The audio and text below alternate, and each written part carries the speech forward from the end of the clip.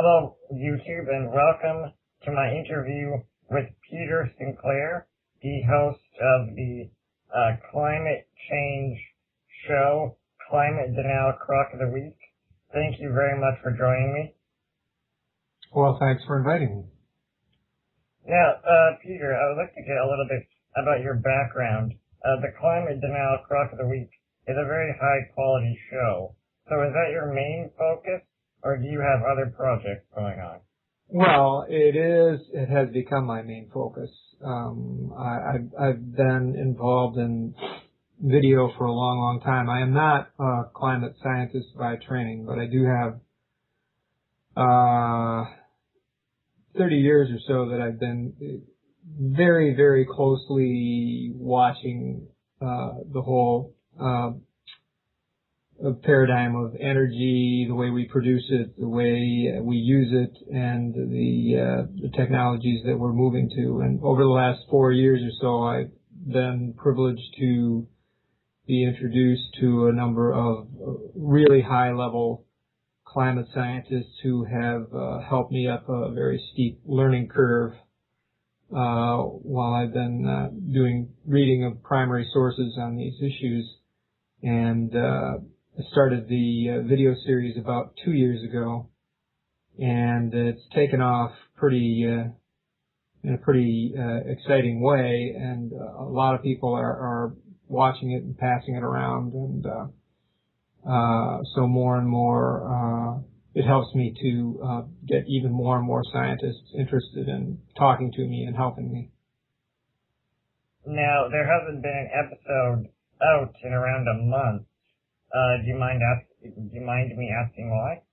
Yeah, I'm deeply involved in a project. Actually, I was specifically asked by some scientists and some bloggers to address a specific thorny issue relating to the notorious non-event called ClimateGate, and there's an awful lot of confusion about that, some of which has kind of resurfaced in the media over the last couple of months.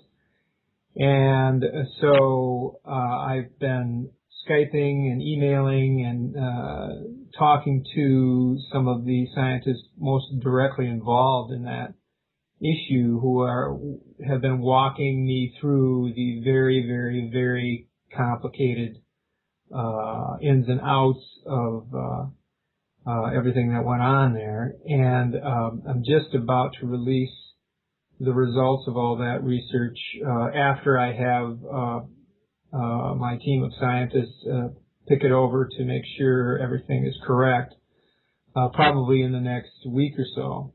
And everybody that's seen it so far says it's the best and clearest and most entertaining exposition of what's been wrong with that narrative as we've heard it from the mass media, and particularly from the climate denial blogosphere. Wow, it sounds really exciting. I'm looking forward to it. Now, go ahead. Well, I was just going to say, so a lot of people are very passionate about climate change, and as you said, you've been sort of involved in that for many years. But what initially motivated you to say, okay, I'm going to make videos on YouTube? Well, I started out, I was invited down to Nashville to meet with Al Gore and a number of other people, and Mr. Gore is the one who first introduced me to some serious climate scientists who've been my tutors on this. And I was giving little informational talks on this in the local area to high schools and colleges and church groups, etc. And because of my graphic background and because of the way I was rapidly increasing my understanding, I started producing my own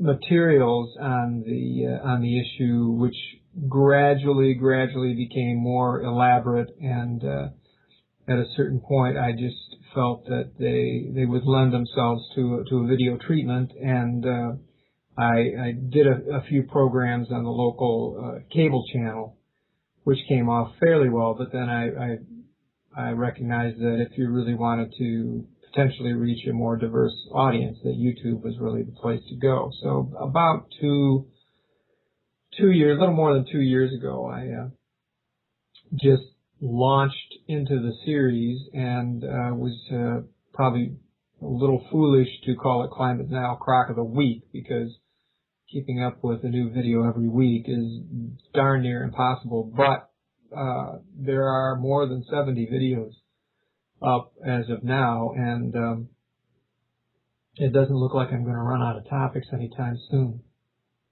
Indeed.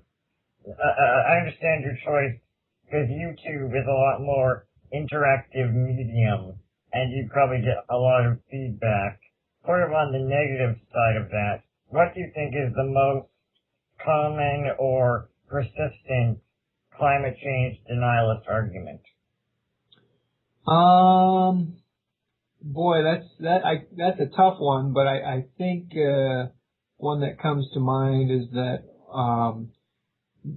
the general notion that this is all just a natural cycle, and we're puny human beings who are too small to affect anything so large as the planet. I think there's a number of arguments that kind of fit generically under that umbrella. I see. So on the other side of that, do you ever get sort of messages or comments saying that you changed their mind or helped change their mind? Actually, it's amazing how many of those that I do get. It's a regular occurrence that someone will write to me and say, boy, you know, I was completely on the other side, but after watching your videos, it really kind of flipped me around. And in many cases, what people appreciate is that I go to the primary sources, I make it clear what the sources are, where they are, and in many cases, most cases, I try to link to those sources so that people can examine them for themselves and see if I'm correct. And I'm scrupulous about getting it right, which is why so many scientists have written to me and told me that they're using these videos to teach college classes, to show to their graduate students, and to present to public meetings and such of people that want to better understand the issue, because these videos have become kind of recognized as reliable, well-sourced, and I don't know if authoritative is the word, but they've become kind of a gold standard on the web for explaining some of these issues. That must be a very exciting feeling, knowing that you're really getting to people. Yeah, it's very cool, and it's makes me hope that I can continue to keep doing these, and perhaps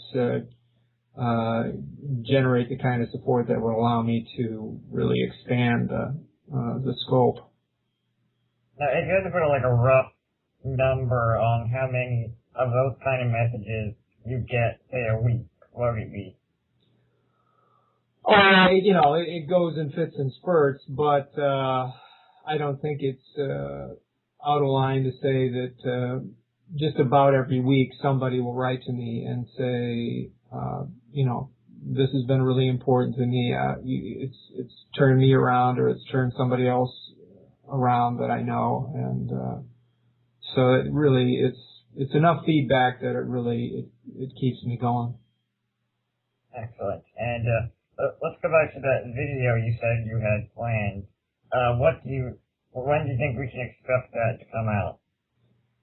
I'm actually working on the final voiceover narrative today, and I'm incorporating some suggestions that I've been getting from some leading scientists just in the last week. Most of the suggestions are pretty minor, so I expect to have the final rough cut available and then I'll run it by my advisors this weekend over the next few days.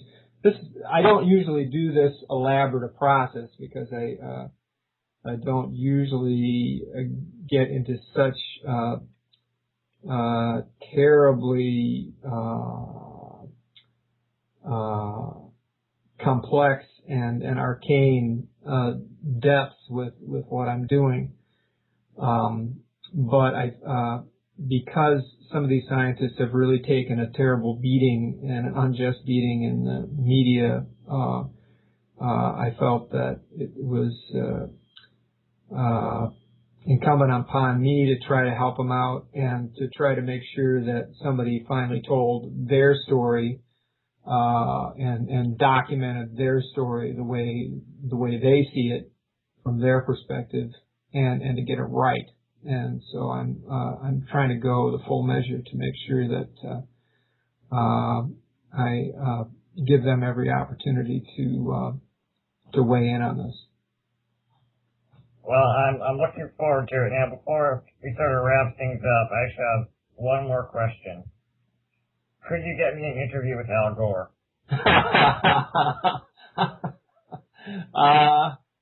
I don't think that's going to happen. I have to say, yeah. Have to try. Yeah, worth a try. Well, thank you very much for joining us. Okay. Well, thank you.